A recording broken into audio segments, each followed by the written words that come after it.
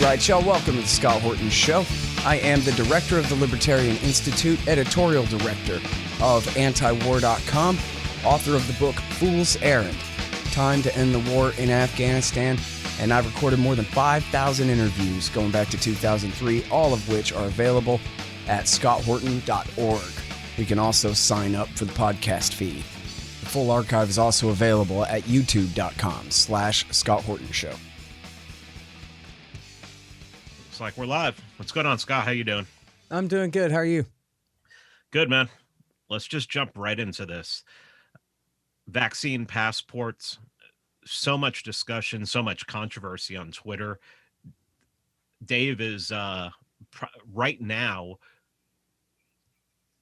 Dave is debating a rabbi because some people are comparing this to like having yellow stars and everything like that. So let's go beyond that. Let's not talk about that. Let's talk about the real deal here. So first of all, I was going to say, let me ask you, could you please tell me everything you know about this thing, factual wise, what people need to understand about what is the proposal, who's doing what app, what federal intervention in the thing, everything that you can tell us about that part. Okay.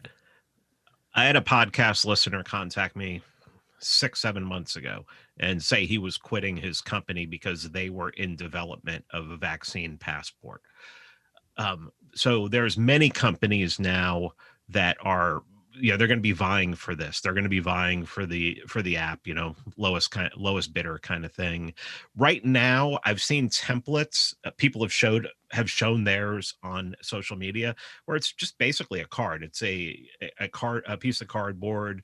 They put stickers on them saying, you had your first shot, you had your second shot, and you carry it with you. So that's where we're at right now.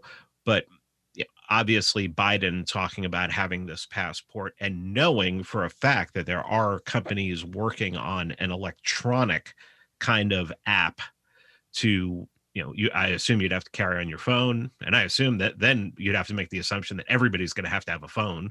So they may mandate phones and give them out or something like that. It just looks like,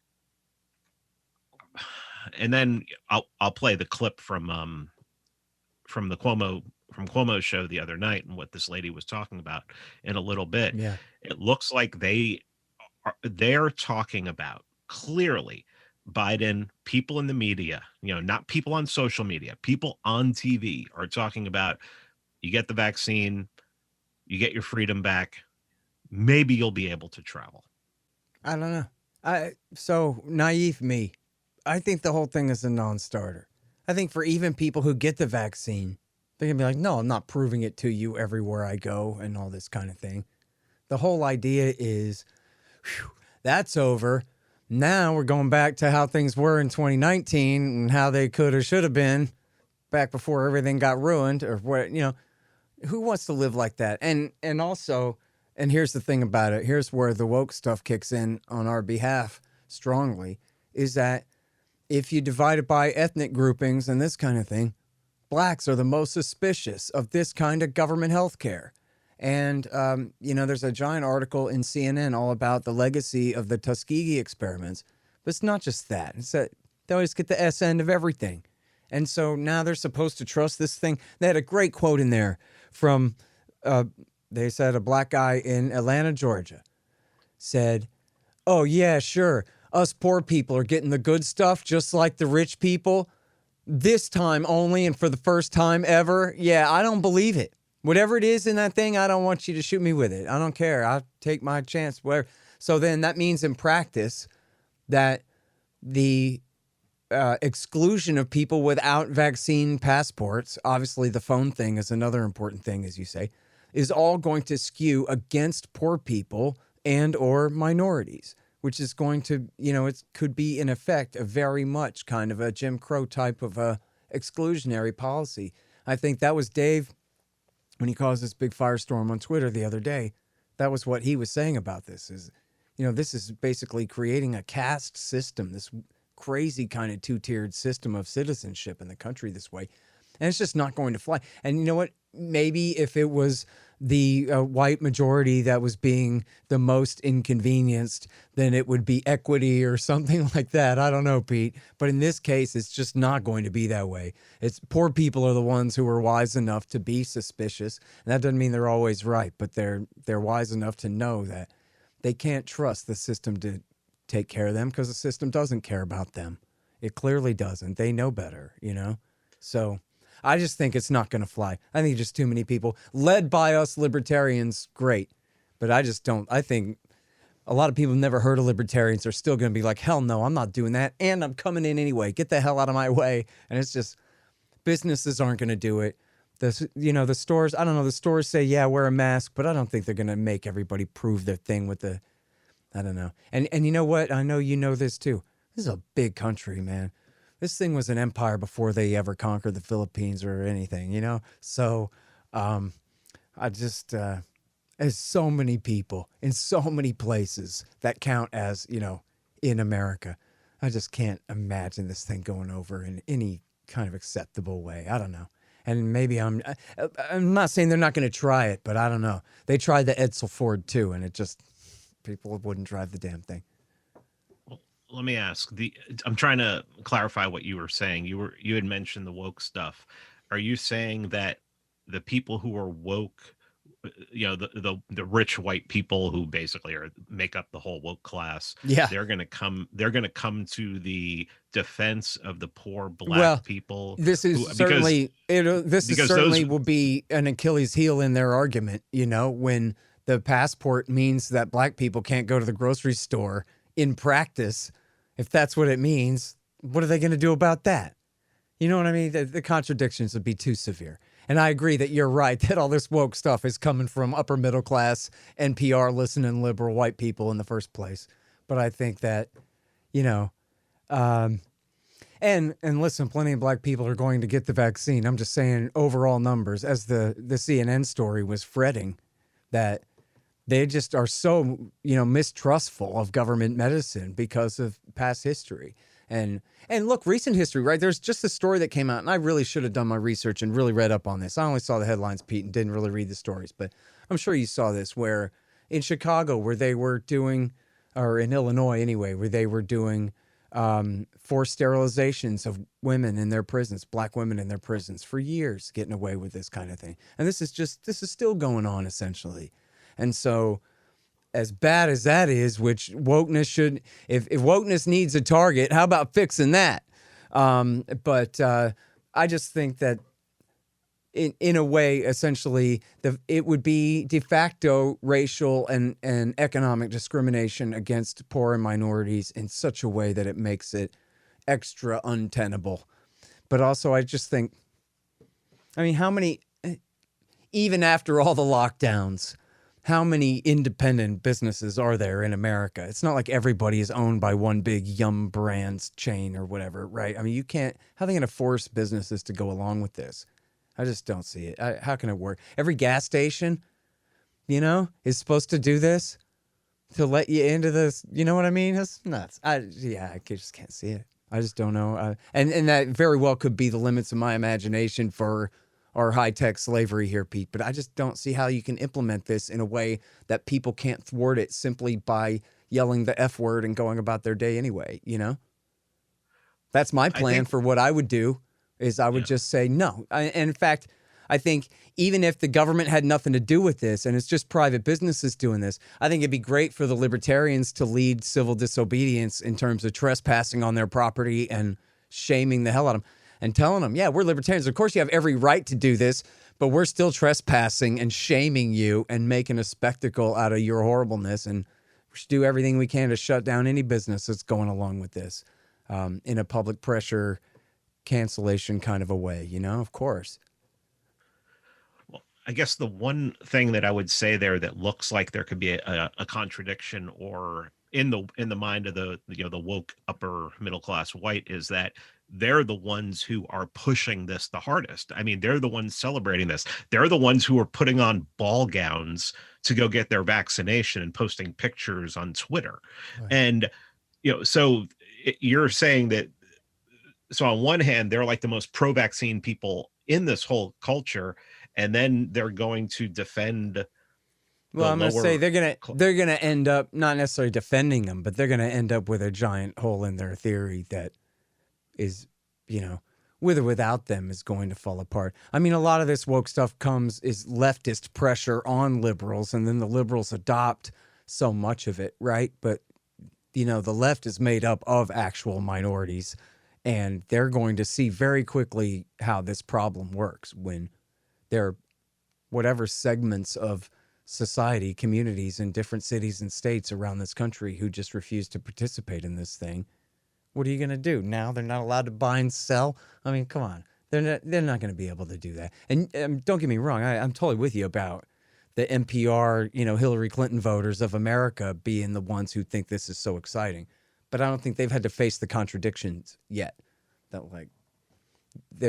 And look, I don't think the average shopkeeper has had to face the contradiction yet. And once he has to, his answer is going to be, come on in. You know what I mean? Because people are going to say, look, I got the shot, but I'm not proving it. And they're going to say, what? Here's your onion rings. Like, what are we fighting about? You going to refuse to sell people what they want? That's just not going to happen. It's just too many independent business owners in too many places from north to south and near town and every town. So, and frankly, you know what? I admit I'm ignorant about how, what their plan is for this. But, I know that the feds are saying, well, they don't want to make a federal law out of it, and they don't think they can. They're only helping guide the process because they want to protect privacy or something as their guys. But then so what are they going to do? They're going to pass 50 state laws mandating this? No. In fact, they're more likely, like in Florida already, you got, and I think this will happen in other states, you're more likely to have states outlaw even private businesses from doing this in reaction. I think you already have some of that. And so I don't know. I just think it's one of these bridge too far type ideas that they have floated that is not going to stick. How could it stick? I don't know. I can't see it. It would have to get really dystopian really quick. Yeah. And by the way, I'm not saying like, oh, don't worry about it, and so don't fight about it. I mean, part of the reason it's not going to stick is because we're going to fight about it. And they're going to know that people are just absolutely not going to have this. So it's up to us. I'm sorry, I didn't mean to say like, don't worry, pal, like find a different issue to care about, because this is an important one for sure. Hey y'all, Scott here. If you want a real education in history and economics, you should check out Tom Woods' Liberty Classroom. Tom and a really great group of professors and experts have put together an entire education of everything they didn't teach you in school but should have. Follow through from the link in the margin at scotthorton.org for Tom Woods' Liberty Classroom. Look here, you and I both know that what you need is some Libertarian Institute things, like shirts and sweatshirts and mugs and stickers to put on the back of your truck, and to give to your friends too that say Libertarian Institute on them, so that everyone will know the origins of your oppositional defiant disorder and where they can listen to all the best podcasts. So here's what you do. Go to libertasbella.com and look at all the great Libertarian Institute stuff they've got going there. Find the ad in the right-hand margin at libertarianinstitute.org. libertasbella.com.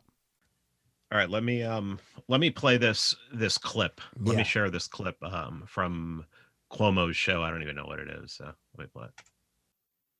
Clear to them that the vaccine is the ticket back to pre-pandemic life. And the window to do that is really narrowing. I mean, you were mentioning, Chris, about how all these states are reopening. They're reopening at 100%. And we have a very narrow window to tie reopening policy to vaccination status.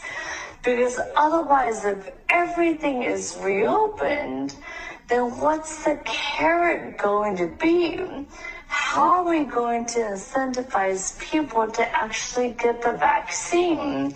So that's why I think the CDC and the Biden administration needs to come out a lot bolder and say, if you're vaccinated, you can do all these things. Here are all these freedoms that you have. Because otherwise, people are going to go out and enjoy these freedoms anyway. What do you think about all that? Honestly, I wish I'd seen the whole thing like a minute before and after that too, to understand the entire context of what she's saying.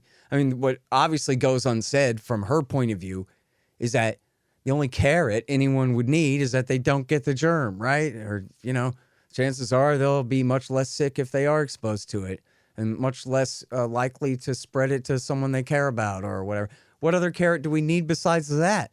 But instead, this is just this Machiavellian social engineering project where here's our crisis, here's what to do. And I like how I always appreciate this out of the mouths of our rulers when they're just so blatant because they're not ashamed, because they don't realize that it's wrong to be this off the deep end with their totalitarianism, where it's just like, well, of course we have to do this. Otherwise, how do we get Pete to do what we want? Or, you know what I mean? They just say it that way.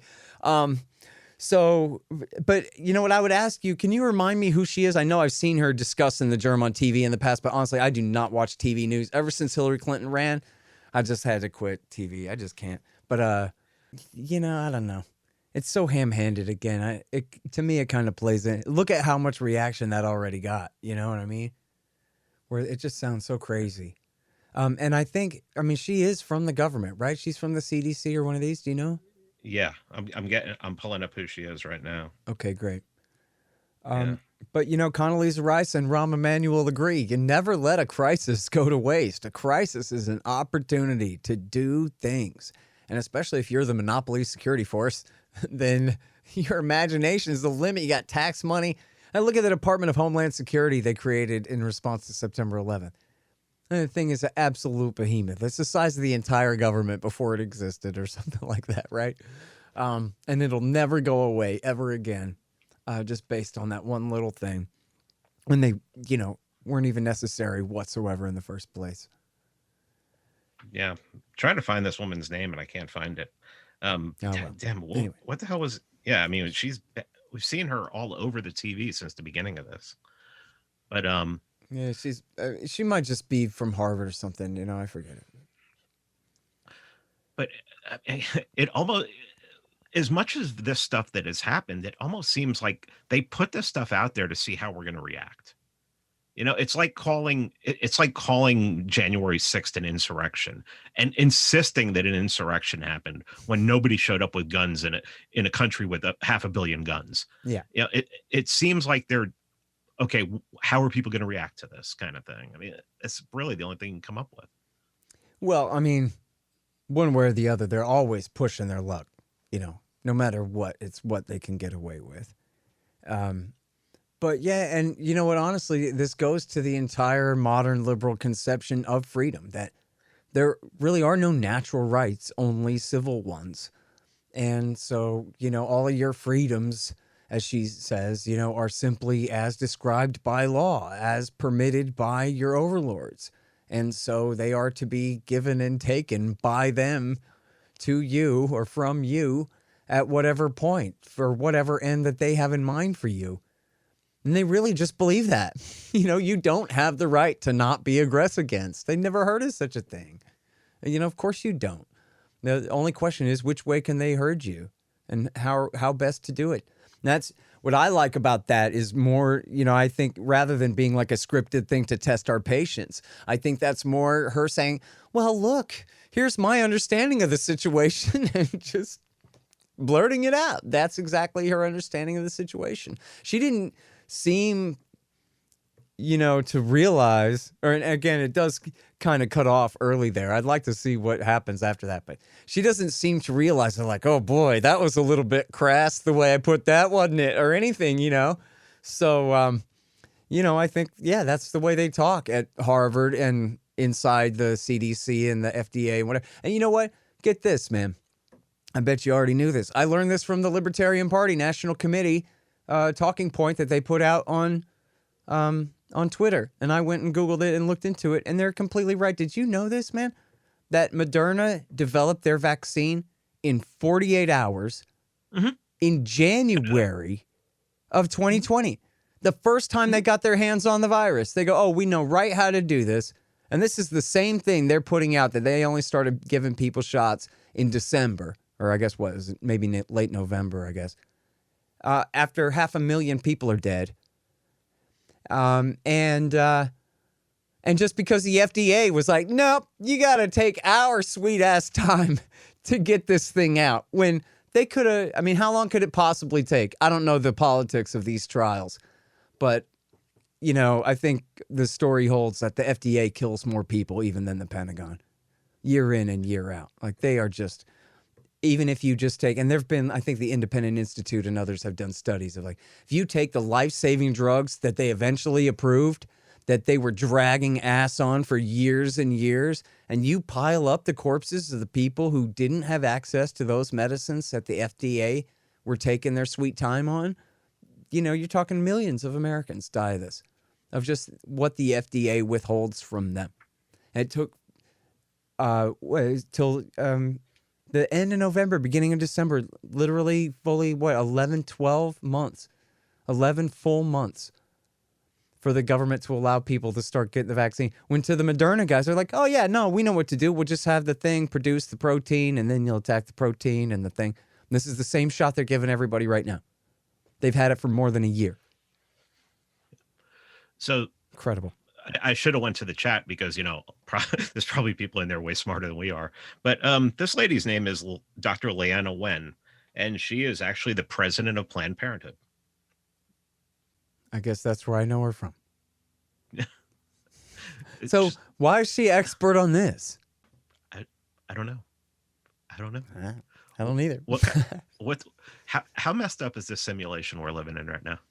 I'm telling you, man, listen, all of this is because you people didn't listen to me. Everything is because, listen, I told you on the night of 1999, 2000, New Year's, I was on Free Radio Austin, 90.7 FM. And I gave this great talk about which way America, man, we ought to not be doing this because, man, it's going to be bad. And then what did America do? Not listen to me. And they elected George W. Bush to be the leader of the world empire at the turn of the millennium. How are we going to get this millennium off? On the wrong foot. Okay, wrong in every way. And drive our society into the ground. Commit total, murder-suicide, mass murder-suicide for 20 years straight for no reason at all. When it didn't have to be this way at all. You know, even if you don't believe, which is true, that Mullah Omar was ready to give up bin Laden, and you still just sent the Special Operations Forces in numbers to go and kill the son of a bitch, the whole thing could have been over by Christmas 2001. You know what Larry Wilkerson told me about an hour ago? Yeah, he got away. They kind of let him go. Yeah, I know. And then, so what do? We kill like somewhere between 1 million and 2 million people, just like in Vietnam. Well, it's somewhere between 3 and 5 million. We don't really know. We don't do body counts. As consequences, I don't mean directly by American bombs, but overall as consequences from America's wars in all these Middle Eastern countries this whole time. And then, this is what it's come to. It's a complete discrediting of conservatism and liberalism, centrist liberalism, the Clinton-Bush dynasty way of doing things.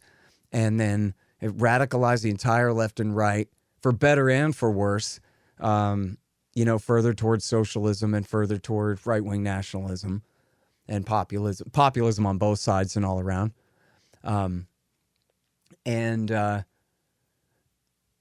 essentially a crisis of confidence in everything. I was just talking about, kind of this whole left-right populism thing with Immortal Technique for my show on KPFK in LA. And he was talking about how some of his fans were coming to him with this QAnon stuff.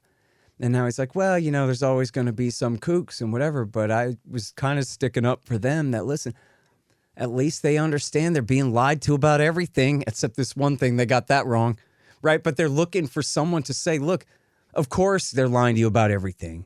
Here's what's true, and give them something to believe in. And in the case of the QAnon thing, it all comes with this sense of belonging, that we're the ones who know the truth or whatever it is, right? But the point is that, You know, it's almost the same as like the reason people believe in this flat earth stuff, whatever it is. The same people who said we were going to Iraq to give them democracy and make them free are the same people who taught them about the precipitation cycle. You know, they don't know how to differentiate where the line of propaganda begins or ends and what's just true. And you got regular sane people, as you were just saying. How crazy is it to live in this timeline, right? Where the sane people feel like they're crazy because this is what we got to live through. You know, it's nuts. And it's all George Bush's fault. I mean, it's all of their fault, but it's all George Bush's fault. They didn't have to be this way at all. He just ruined every goddamn thing, man. I'm telling you. It's just, you know, and it's just like when you say the timeline, it's just like Back to the Future 2, where we got skewed to a tangent and then Biff Tannen became the mayor and everything went to hell, you know? Yeah, man. It just seems like it seems that since I would say 2015, as soon as Trump, you know, announced that he was going to run for president, and then it became clear that he was going to win the nomination, there's some kind of manipulation going on to radicalize certain sections of the population against each other. And I mean, that's what Russiagate was. I mean, there were people out there who actually really believed in it. Yeah. Well, I think more than anything, that was to neutralize Trump is what Russiagate was. You know, I honestly look at Trump as just a total aberration. That was him and Roger Stone saw an opening. You know, they announced years beforehand that you're going to choose from these dynasties, Bill Clinton's wife or George Bush's brother. And it was known from the time, at least, of the re-election of Obama in 2012, that 2016 is going to be Clinton versus Bush. And a very weak and incompetent Bush at that.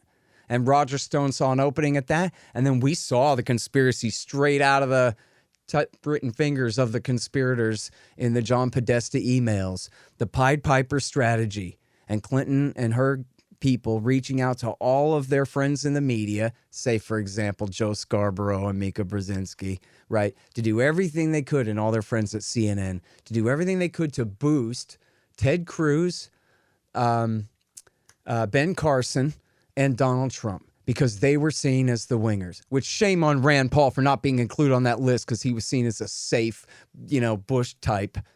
But they said, no, support these wingers and especially Trump because, of course, the moderate always wins in the general election. And so he's such a winger and he's such a kook that he'll be the easiest one for Hillary to beat. So we want all our friends to pay the most attention to him. And someone just brought this up to me the other day. I think someone interviewing me brought this up about how obvious it was that, oh, man, it was like a tidal wave coming in or something. The moment he won the nomination, they turned on him. You know, like they had to see him through the nomination and then they went full after him. But, you know, the complaint in the, say, December 2015 and January 2016, the complaint was that CNN would show an hour worth of an empty podium with the word Trump on it, just waiting for the rock star to arrive, while at the same time Bernie Sanders would be giving a speech to 5,000, well, whatever, a couple thousand people, and they wouldn't show it at all, you know, and it was just a completely rigged game. And of course, cheaters never win, and the whole thing backfired on them. But I think that was the conspiracy to support him, was to help her. That blew up in their face. And then the Russiagate thing was, oh no, this is blowing up in our face. We have to do something to discredit this guy and hurt him and drag him back down before the election. But then that didn't work. And so then they had to continue the whole thing to cover their ass. And so they went with the special counsel thing. And as the FBI counterintelligence division told CNN, well, look, if we can't overthrow him from the 25th Amendment thing, then at least we can rein him in. And particularly on Russia, prevent him from making a permanent type peace with Vladimir Putin. And so we'll just call him a pro-Russian traitor for the next 3 years for that. I think that's the bare bones explanation for that. But then, boy, you're right to left and right hate each other over that. And I'm still mad as hell over that, too. And I'm mad at the people who fell for it, too. I mean, you know, not just the perpetrators of it, but everybody should have been able to see that for what it was, that the intelligence agencies going after a democratically elected president, no matter how much you hate him, no matter if it's Bernie Sanders or Dennis Kucinich or Donald Trump or Rand Paul or anybody else. You don't let the CIA and FBI come after your presidents like this. It's crazy to do that. And to cheer that on and to take their side.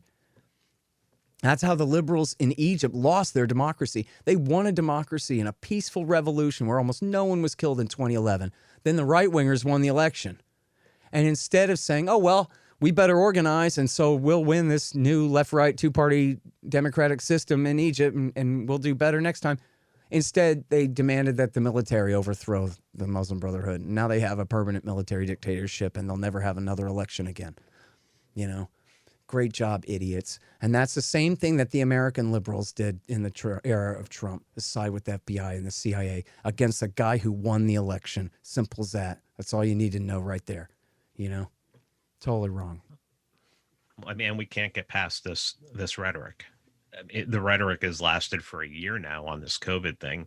Pretty much right away, smart people. I mean, I was saying, okay, look, it looks like it's killing old people. We need to. You were talking to anonymous doctors, epidemiologists. I mean, like world-class epidemiologists who were just saying, you know, it's going to take out old people.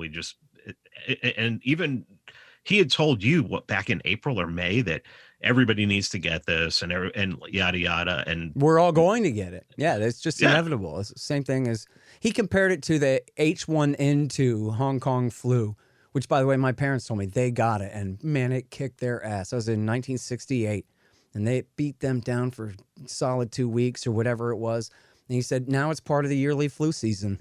And eventually this thing will go around and we'll build up immunity to it. It turned out, I think, and I got to tell you, man, I almost never read this stuff. My wife reads up on it all, and I just only got so much attention. But it turns out that apparently one of the things that he had told me was, if you remember, that, or maybe he only told me this later. I forget if this was in the first one or when I just talked to him on the phone separately, Pete. But I think we had talked about this, was that he was saying, well, it's a coronavirus. So it could be that, ironically, your best immunity or, you know, your best vaccine against this would be to catch the common cold, good old rhinovirus. And then you'll be all amped up to fight against coronaviruses. And so apparently I read this thing that said a lot of the mistaken assumption about how well masks work in a general public setting, although there's some evidence that they do help. But some of the real kind of assumed conclusions about that were because of how well masks seem to work in Hong Kong and in Japan and in South Korea, when the reality is they're just exposed to coronaviruses much more often than us. And so we have our rhinovirus that goes around here in the United States, but I guess they have quite a few other different coronaviruses that they have built up immunity to. And so they just fared better against it. And I think one of the things they definitely told me, you know, when we first talked, I think you're right. Yeah, it was March or April or May or something last year, was that it's so much of this we just don't know in terms of ethnic or racial differences or whatever genetic differences, other genetic differences that might help protect people, or environmental stuff, or whatever other germs you might be exposed to.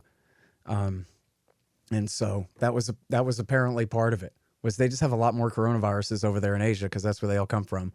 And so that was part of why they fared so much better than we did. And then, so big error there, right? Because people looked at China and said, wow, their lockdowns did such a great job of extinguishing the spread, when that wasn't what it was, right? It was this sort of built up pre-existing immunity had really done a lot of the work.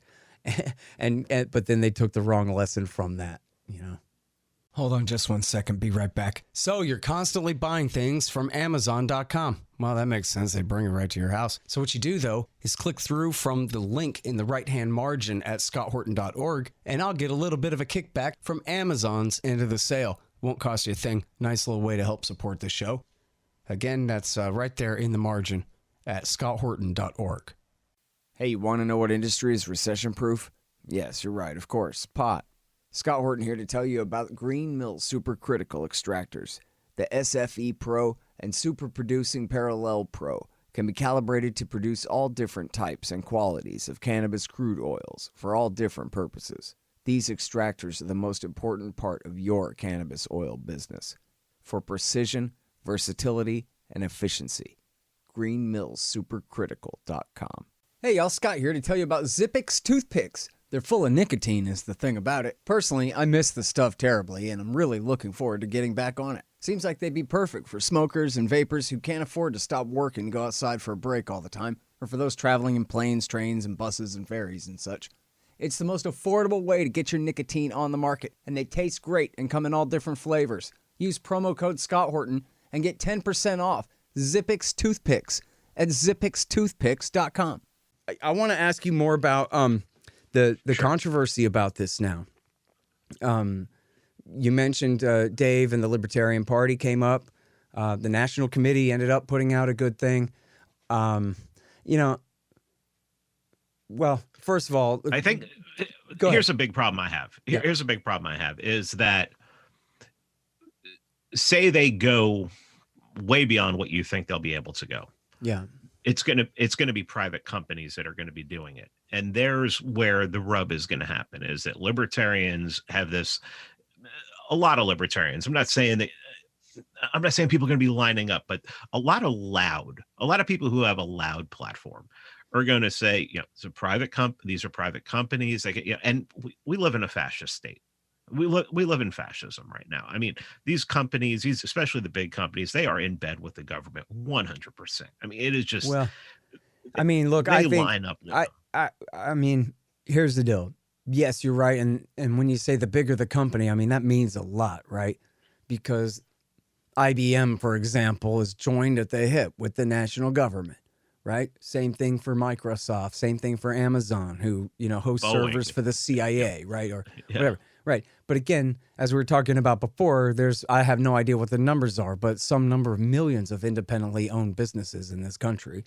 And what we're trying to accentuate is libertarianism and property rights. And I don't think it's a correct conclusion that because we live in a fascist state, if any private business wants to restrict entry based on this, then they don't have the right to do that. I don't think that's the right argument. I mean, if we're consistent about who owns what and who has the right to exclude, then that just makes no sense.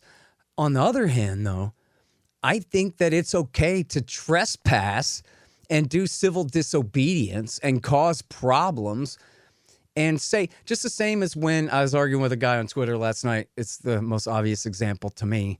I'll climb your fence and skate your pool. But I'm not going to sit here and lie and claim that, no, I have the right to, and you don't have the right to try to kick me out of your own damn backyard. I know I'm breaking the rules. I just want to, right? So same thing here. I mean, I think I don't think it's wrong. Look, this came up, right-wingers get this wrong. Libertarians get it right. There are businesses that say their employees cannot carry guns on the premises, right? And then so a conservative goes, well, you're a gun grabber, gun restrictionist, whatever. And a libertarian says, no, the same right that business owner is invoking to tell you that as an employee, you can't bring guns to work is the same right that gun-toting employee has to own that gun everywhere on his own property or on public property, but not on someone else's private property. It's the same right that we're talking about. And in this case, when you're standing on somebody else's land, then it's up to them to decide whether you carry a gun or not. That is a pro-liberty position, a pro-gun position even, ultimately. It's not a pro-gun control, weak. And this is the kind of thing where right-wingers will get this wrong and attack libertarians for being good on things like this. Well, this is the same thing. But that doesn't mean that we agree that businesses should tell their employees that they can't bring guns to work. Maybe their employees really feel like they need to bring a gun to work. Maybe not, but that's kind of a separate conversation about what's right or wrong, right? Like whether it's a good idea for you to let your kid drink beer, right? Like it's your living room and he's your boy. I don't have a place to intervene there. But I might recommend to you that you should not do that too much. You know what I mean? I don't know. So same thing here. And I'd be willing to be rude as hell about it. Like I think, for example, if companies really do try to adopt this, movie theaters and grocery stores and Lowe's and Home Depot and whatever, then by all means, libertarians ought to lead massive sit-in protests and whatever we could do to disrupt them on their heaviest business days and screw them over on that. Not based on the principle that they don't have the right to exclude who comes into their business, based on the fact or our opinion that they should not be excluding people based on this. And there'll be hell to pay if they continue to do it just because we don't want to live this way. You know what I mean? It's sort of like, there's sort of no question about if we want our local sheriff's department to have drones flying around filming us all the time, right? But you could have private people with drones who also are crossing boundaries. Maybe they're hovering over their own property, but they're filming onto yours, or they're, doing some other kind of nefarious thing, tracking people around, say in public, say private drone owners, but just following people on the sidewalks wherever they go and tracking them wherever they go.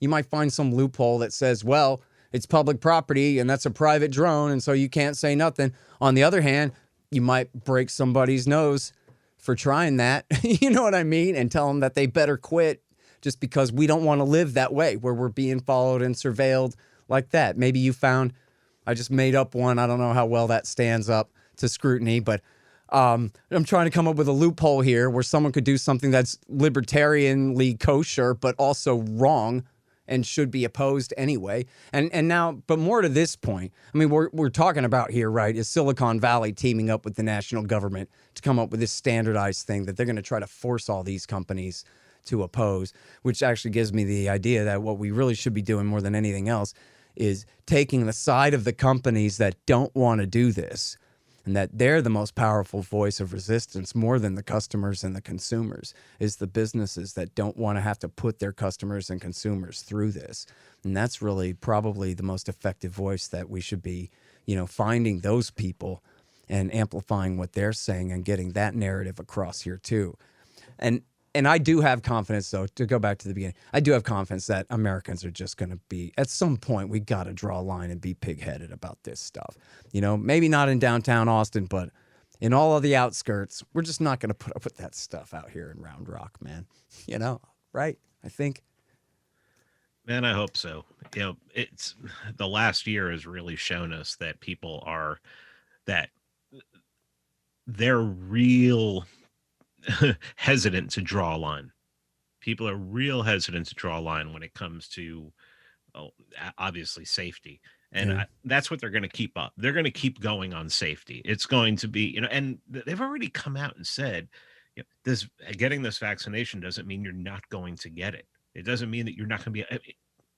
Which isn't really right. I mean, they've had, I was reading in Reason where they had some studies that say, well, that's just not true. You don't get infected with the thing. You don't carry it. You don't shed it. You don't spread it. It's just, that's just. Then why are they saying that? I mean, they'd like you to believe it, I guess. Yeah, they'd like you to believe it, I guess. I mean, I got to say, around here, people go maskless everywhere. People go into stores without their masks, and nobody says anything. Nobody fights about it. Nobody wants to fight about it. I have a friend of mine who he started that just way back last summer or whatever. He just said, I'm refusing to wear this. And when people say to him, hey, man, you're supposed to be wearing a mask, he just says, oh, I don't do that. And then he just goes about his business anyway, and it's fine. And honestly, like around here, and I know east of here, I mean, you live in the South. I live in Texas, which is west of the South. But I know in the South especially, too, that there's just a culture of this is all a plot by the Cuomos of the world, and they're just not going to stand for it whatsoever, which is fine with me. As long as you say the Cuomos and not the Rothschilds, because if you say the Rothschilds from a little debate I was listening to with Dave earlier, then that's in big trouble, it's anti-Semitism. Yeah, well, I don't know what they have to do with any of this stuff anyway, but but yeah, I mean, I guess the big thing for me is, and I don't think we've talked about this, is January 6th to me seems like a new milestone, like a new place where, okay, history reset right here in some way or another. And now we're 3 months down the line, almost 3 months down the line. And I mean, everyone's an insurrectionist. I mean, there's 70 million insurrectionists in the country. And how can this keep going? I just don't get it. Yeah, you and I both know people who think it's who consider it to be an insurrection, who call it an insurrection. Oh yeah. Both you and I know these people. Oh, I know. In terms of the power there, okay, so the original proposal was we want to create a new domestic terrorism division inside the FBI and inside Homeland Security, both. So that portends disaster, because all that just means is a whole new era of entrapment jobs, of getting idiots to agree to buy illegal weapons. They've been trying that since the 90s, right? Yeah. They've been trying that since the 90s with the militia movement. Right. And varying degrees of disastrous success, catastrophic success, I guess, as George W. Bush would put it. I think it could be really bad. It could be really bad. On the other hand, I don't know. I don't want to be too naive about this, but I think that there's just nothing to preempt and nothing to prevent here. Like all this fencing around the Capitol building. Like, come on, there's nobody coming. Everybody, at least outside of D.C., is chuckling and going, come on, what are you doing with this? And they brought down most of it. I think they kept a little bit somewhere, but they brought down most of that fencing. There's nobody coming. There's no insurrection. The Q movement is not the conservative right in America. This is, and I'm not the expert on this, but I believe it is my understanding that Alex Jones did not push the Q stuff and told his people that was not where it's at. He's where it's at, not that. And I should say, like, from what I know, that stuff is kookier than him, by a couple of leagues. And so this is very fringe stuff. People who believe in the lost continent of Atlantis or whatever. This doesn't have anything to do with actual political power. And I know Jones and his followers were there too at the thing.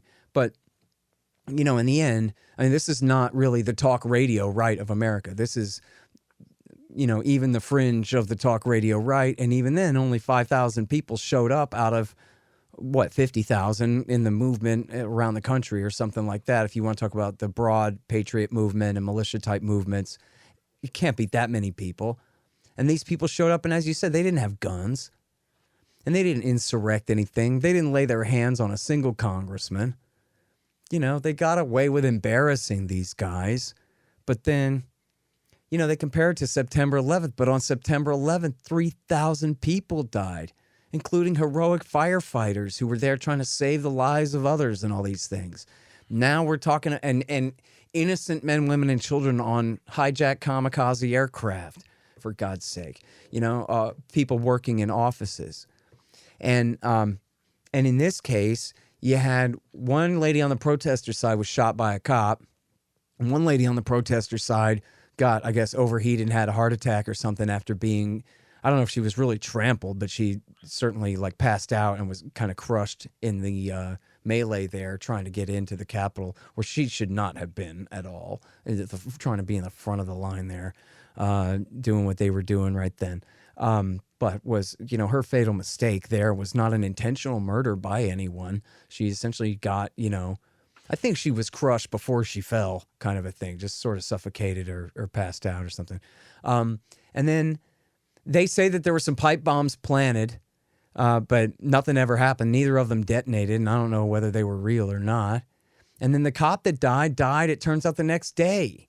Later that night. Was it later that night? He was never attacked with a fire extinguisher. Right. He was never stomped. Never stabbed with a flagpole. The cause of death is inconclusive. A friend of mine who's a lawyer read the autopsy report. Yeah. It's inconclusive. Oh, and by the way, this is from an hour ago. U.S. Capitol, driver dead after ramming police barricade.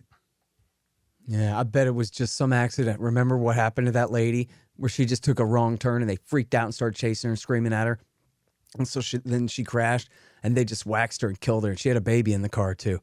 They just waxed her and killed her. She was just some innocent woman who took a wrong turn and panicked because she had a bunch of security droids freaking out, screaming at her.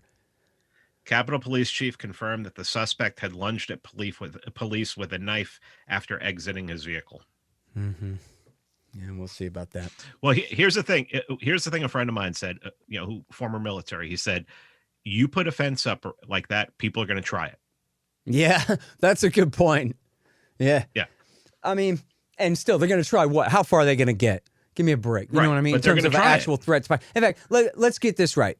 Let's say that Trump had said, I want you to go inside that building and prevent this vote from taking place. Well, who thinks that then he would have somehow been president for another 4 years by interrupting the ceremony? That the Department of Justice and the Department of Treasury and the Department of Defense would go along with him being the president if he had tried that. One or the other federal, probably the Department of Justice would have sent FBI special agents to place him under arrest and drag him out of the damn building if that was what he was trying to do. They act like is a magic spell that if Pence doesn't cast it at that exact moment, then somehow everyone is just going to let Donald Trump remain the president after the Electoral College has voted? And come on. And not even Trump believed that. Not really, you know? He just couldn't figure out how to back down from the thing. So he figured he would tell them to go out there and chant, do the right thing, and then that would not happen. And by the way, no one ever talks about this.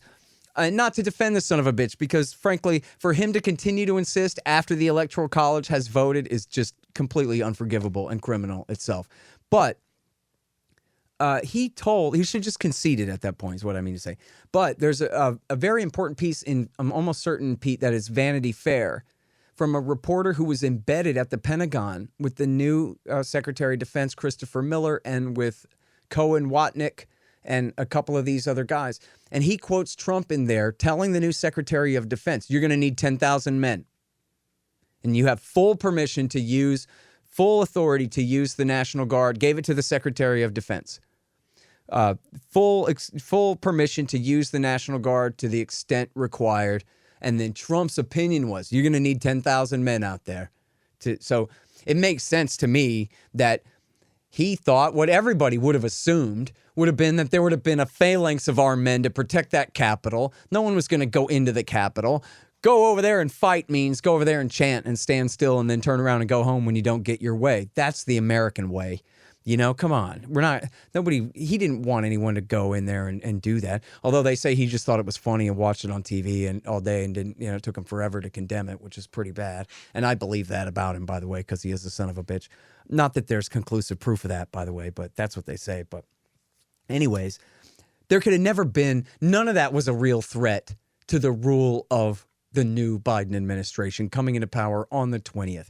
You know what I mean? If Trump had taken hostages in there, knocked out a Secret Service man and stole his Uzi, and then, take a couple of hostages, then they would have just had Joe Biden spend the night at the hotel and he still would have been the president. You know what I mean? It's completely ridiculous. And by the way, so I got to talk about this because this I think is really important. There's a guy named Robert Grenier. I never can do the French names right. I-E-R, Grenier. That's like Quinones or whatever. Yeah. See, I can't do it. Listen. Anyway, the guy's name is Robert something. Robert Grenier. And he used to be CIA. He was the station chief in Islamabad at the time of the dawn of the terror war. And he's the guy, I quote him in the first book, Fool's Errand, saying that, I had coordinated with the Pakistanis that when the Americans came chasing Al-Qaeda across the border, that we would make sure to kill Al-Qaeda and not kill our own guys because, friendly fire, deconfliction type stuff. And he was the one in charge of arranging all of that. Anyway, so after January 6th, he does an interview on National Public Radio. And by the way, in the book, he says, they tried their best, but for some reason it didn't work out and bin Laden got away is his take in the book. I thought Kiriakou was it. I thought Kiriakou was running that station. Nah. No. I'd have to go back. I think he worked in D.C. on 9/11. Huh. Okay. I'm wrong then. I'm not sure. But Grenier was definitely station chief in Islamabad at that time. So anyways, so he goes on NPR News after January 6th, right? And he says, it's so funny, man. So he admits my whole thesis, I think, that they let bin Laden go. Because here's the way he puts it. And this is just a tangent, by the way. But here's the way he puts it. He goes, after September 11th, sure, we had to go after Al-Qaeda too. But really our primary target was, the environment in which they thrive, meaning the Taliban. In other words, they let bin Laden go. They fought the Taliban down in Kandahar and Kunduz and Mazar-e Sharif while they're letting bin Laden and the boys get away at Tora Bora and refusing to send. They had Rangers, Green Berets, and Marines they could have sent to back up Delta and CIA there and didn't and let them get away. And to me, what Grenier says there is just an outright admission of that. And it's treason, frankly. But then, anyway, that's not even the point, Pete, because all he's doing is making a sloppy metaphor. And what he's saying is that these Alex Jones fans and QAnon fans that showed up at the Capitol building that day, that's Al-Qaeda. And that what we got to do is we got to focus on, the broader environment in which this kind of radicalism thrives. Meaning the right. Meaning everybody to the right of the center. The conservative, populist, nationalist, whatever you call it, type movement. Republican Party voters of America. The things that they believe, Pete, it's all dis and misinformation from the Russians and from racists. And so they've got to be deprogrammed. McChrystal says we got to use our counterintelligence doctrine or counterinsurgency doctrine against them, at least in the intelligence sense, in terms of psyops and whatever. Then there's a piece in foreignpolicy.com that ran last week where they go, look, these QAnon people who are, by the way, I'm being insulting here and I'm sorry for that, but my point is these are harmless people. Almost entirely. These are just people's folks who got caught up in some funny shit on Facebook. I mean, come on. But in this foreignpolicy.com piece, they say, look, these QAnon people and, Pete, fundamentalist Christians need to be deprogrammed from their belief in all this disinformation and misinformation. Well, I'm sorry, but Protestant Christianity in America is a pretty broad spectrum that includes better than 100 million people. I don't know, 150.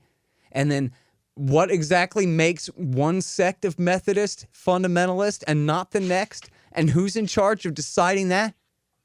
And you got to de-radicalize these people from what? From believing that Jesus was divine? Is that what they have to stop believing? Because that's the root of their disinformation? Is that the point? Are these people completely crazy? Or what makes them crazy is they think the end times is sometime soon rather than sometime later, when presumably all Christians believe that at the end of days, God and Jesus will be in charge around here.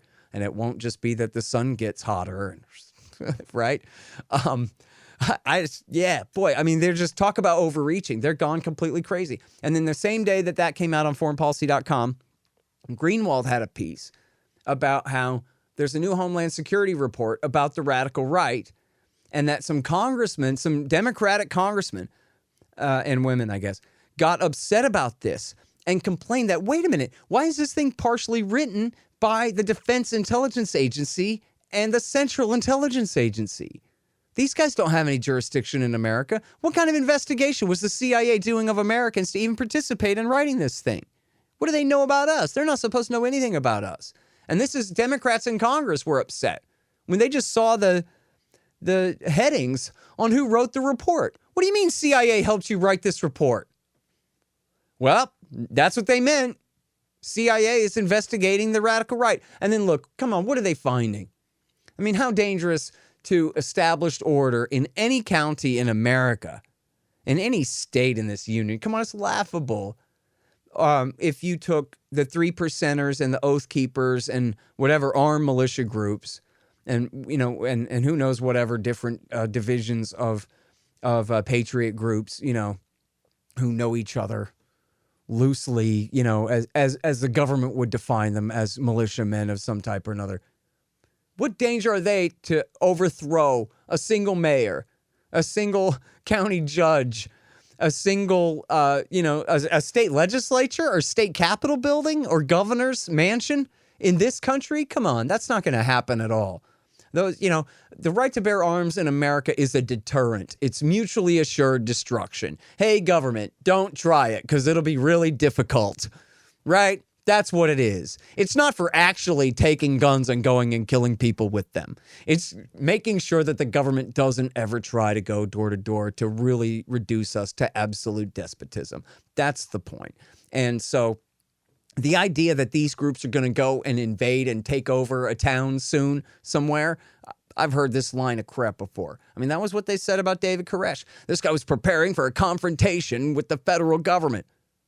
Really? He lived out on the prairie Where the hell, who's he going to confront? You guys are the one in his front yard, for God's sake. He was preparing for a confrontation. Well, you guys were preparing for a confrontation. So I think the threat is just vastly overblown. And honestly, I knew a lot more about the militia movement in the 1990s than I know about it now, but I don't think that they're any more dangerous to law and order or civilian life, peace and security in this country whatsoever. If there are literal, actual white supremacist groups who are attacking minorities and killing them and things like that, that's not the militia movement. Those are, actual Nazis. And even that is very few and far between. I know there have been some groups that have done some things, but they're almost just one-off events. So the guy just stabbed a black guy standing at the bus stop, right? He's from the Waffen division or whatever. Just walking down the street and just stabbed the guy for no reason. So there's been a few of those, but that's not the militia. That's a totally separate thing. Just like what happened in the 1990s, by the way, after Oklahoma City, where they said, oh, yeah, it was the Patriot movement and the conservative movement even. Anyone to the right of Rush Limbaugh did it. The Patriot movement, the militia movement. And by the way, they're all a bunch of Nazis, but never mind the actual Nazis, because that was who had helped McVeigh do it. And I don't know if you remember this, Pete, but in June of 2001, when they executed McVeigh, all the TV news heads said, well, that's interesting. He'd shaved his head all the way down. I wonder if that was supposed to be some kind of statement or something. Yeah, you guys let all the Nazis get away with it while you blamed a bunch of militia guys who didn't do it and who were not Nazis, who simply, after Waco, they said, well, nobody's going to Waco any of our neighbors around here, so we're just going to make sure everybody has a rifle and knows how to use it. Again, just as a deterrent, just so that they wouldn't try to do that kind of thing anymore, right? We will be ready for a day that never comes is the point of that, for real, but now, so then the challenge is, can the Department of Justice turn this into a real war, Pete? I don't know. I bet they're going to try. I don't know. I mean, again, it's just like with the COVID thing. It's the passport, like we're talking about. It's just inane. How can you keep up a domestic war on terrorism when there's no terrorists? There's just no terrorists. And what are you going to do? You're going to outlaw the voting base of one of the two parties in the duopoly? No. I mean, how far can they push this kind of thing? They can't push that. I don't know. It's there's got to be a level, like as far as creating a Department of Homeland Security. As wrong as it wasn't completely crazy. The idea was you would have foreign terrorists who need to be surveilled or something, right? But you're going to redo that whole thing again and just go after American right-wingers, broadly defined. I don't see how that's going to work. And frankly, even at the state legislature level, I mean, I think there are enough kind of, actual human being, I don't mean to completely dehumanize politicians. Sorry, I do that oftentimes. But I do say it you got a state rep who's half human still, right? I think there are many of those. I think that there are enough people who would just be surprised that the FBI is coming to our state to do what now? To entrap a bunch of our constituents into a bunch of fake plots and cause all this chaos where there is none. Where there is none. There's no insurrection. Again, you play up January 6th all you want with your fancy lingo or whatever. Call it whatever you want. But it's not like these things are breaking out. They predicted the Proud Boys are going to storm all 50 state capitals and all this. Come on. It didn't happen anywhere. You had one or two protesters show up in Albany. That was it in the whole country. So I don't know, man. I just... I appreciate that they always need a threat and that they'll make a phantom into a threat, and that I don't want to underplay it, but I kind of think that there's just too much water in that gas. You know what I mean? How far can you get on that? It just doesn't make sense to me as a narrative. It's just there's not enough enemies. Just like in Afghanistan, they had to fill up Guantanamo Bay with somebody to try to convince your dad that see, there's enemies, or whatever. I don't know. I guess they could do that here. They could entrap enough groups into enough kidnap plots or whatever it is, I guess, to try to make a show of it. But I don't know. Yeah. I'll be seeing you off of Twitter soon enough, I guess, for these kinds of opinions. Yeah. Well, you know, I can't go on Twitter anymore as myself. You know, I have to have a private account. They've just decided that I'm just not allowed anymore. And for like the worst, I mean, I wish it would have been something good. You know, if I'm going to take a bullet, I at least want to be doing something wrong.